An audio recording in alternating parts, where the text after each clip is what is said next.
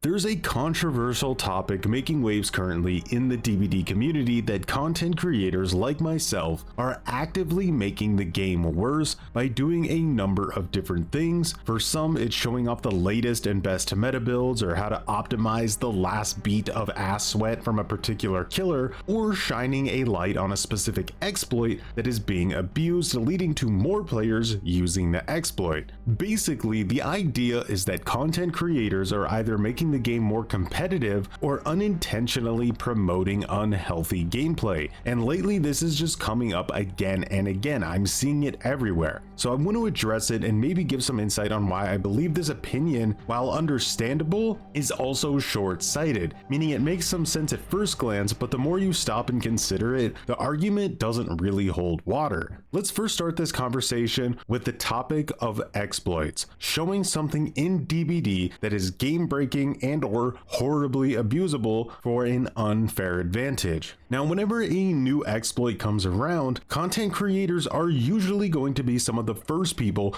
to get wind or hear about whatever that exploit happens to be, right? Once you're in this situation, you basically have three options when you're confronted with a new exploit. The first thing you can do is nothing. You can ignore it and tell yourself it is somebody else's problem, but this is obviously the worst option. Now, these creators who choose this option, maybe they just don't care, maybe it doesn't fit their content style, or it's possible that they're scared of presenting any negativity towards behavior or DBD because they're chasing Twitch shirts harder than I chase a deep dish pizza. But that's the first option, do nothing and profit. The second option is that you can take the information and privately give it to a Dead by Daylight developer directly, or even report the exploit to behavior support. Now, this might seem like the best and most responsible option, but it comes with a huge caveat that we will get to in a minute. So now let's talk about option number 3, the one people seem to really hate content creators for: blowing up the exploit publicly, sharing it on social media, and or making a video about it. This comes across as extremely reckless and paints a picture of a creator who is trying to engagement farm at the expense of the game's health, because the more attention the exploit gets, the more bad apples that will abuse it. So again, it seems like option 2 is the logical and responsible choice. However, that's unfortunately not how reality usually plays out. The vast majority of the time, if we hear about an exploit and we report it privately, nothing gets done. And sometimes these exploits can be in the game for like a year after we hear about and report them, which at that point, the exploit will usually start to garner so much attention on its own that it becomes public anyway, either because of another content creator having enough of it and making it public, or simply because the exploit was being used too often.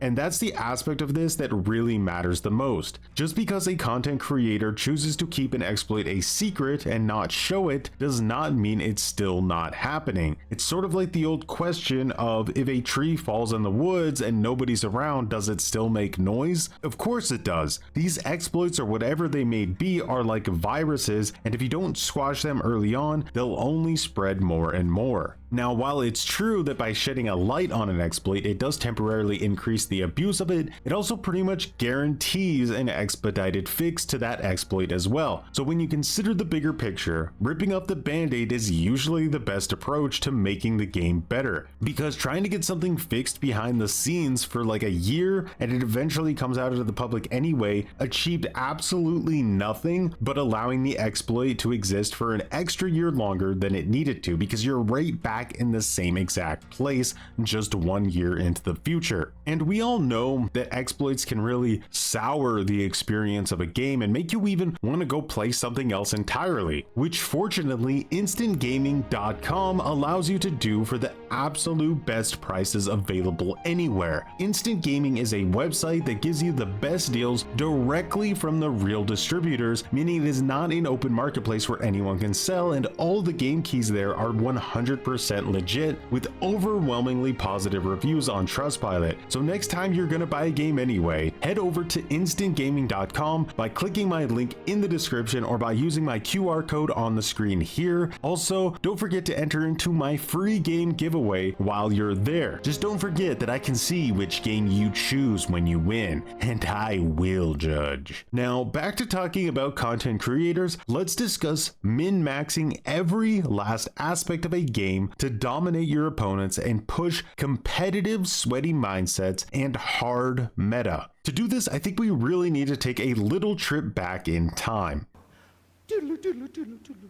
Before streaming and content creation in general, online gaming was still extremely competitive. The only real difference is that playstyles and strategies were not perfectly optimized outside of a few exceptions. For example, in the pre-content creation era, you would still have two sweaty full diaper players trying their absolute hardest to win, but they both might be using glass swords instead of obsidian swords because they didn't know that obsidian swords do 2% more damage, right? So in the modern era, everyone will use obsidian swords because everything is min-maxed and we know the stats of literally everything, but it doesn't really change the outcome. And you might say, well, if that's true, Troy, then why did these games feel so much more casual back in the day compared to now? Well, there's a major reason for that, but I do not believe that content creators are really to blame for it. The main issue is that older games did not have skill-based matchmaking or SBMM. Nowadays, most game devs will purposely treat every playlist like a ranked playlist, but hide those ranks from the players, and this is enormously responsible for the feeling that every game you play is beyond sweaty because you're essentially always playing in the ranked mode, whether you want to or not. The second major reason is that starting around 2016, games as a service became the new norm, meaning instead of getting entirely new games or sequels to those games that basically reset everything and had everyone start back at square one on a yearly or bi-yearly basis, we now have games like Dead by Daylight that are in their 9th year of existence with players who have over 10,000 hours played. That's well over one entire year of their life in playtime in one single game. The last major issue, and content creators can maybe get a little bit of blame for this one, is that online gaming has had a major culture shift since I was a kid back in 2005. Gaming is so mainstream now, you would be hard pressed to even find someone under the age of 30 who does not play video games in some capacity. One of the outcomes of this is that developers purposely no longer even try to explain their own games. You will buy a new competitive multiplayer game and click on the tutorial and it's just a sign that says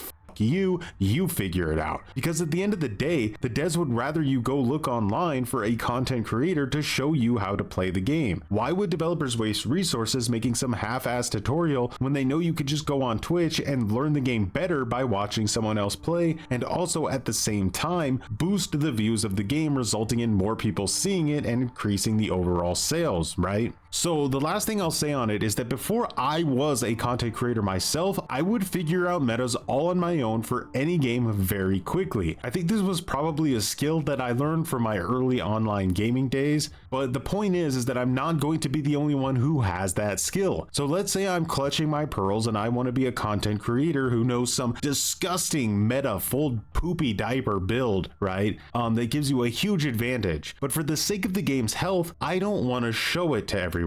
I want to keep it a secret because it's just too sweaty to exist in the public sphere, right? Well, then some other content creator is just going to show it the next day. So it's pretty frivolous to try to stop the tides of reality. In the end, the real truth is that the developers are more responsible now for game balance than they have ever been before. And it's their job to make sure the experience is as fun as it can be. So as a creator, it's my job, or at least my niche, to try to show and help developers what I believe the best route is for their games balance wise. But at the end of the day, it's their game, it's their vision, and it's their consequences. All I can do is offer my nearly 30 years of competitive gaming experience and hope they're willing to listen. Just remember the golden rule, as it does really apply here: do not hate the player, hate the game. And I'm going to pat myself on the back one more time. The number one reason why games as a service took off is because of content creators. Now obviously you might hate content creators for that, depending on how you feel about games games as a service as a whole. I have mixed feelings on it myself, but regardless, the fact is that these games like DBD would simply not exist if it was not for content creation. It's an integral part of the games as a service ecosystem, meaning for better or worse, even if you still believe content creators are ruining the game,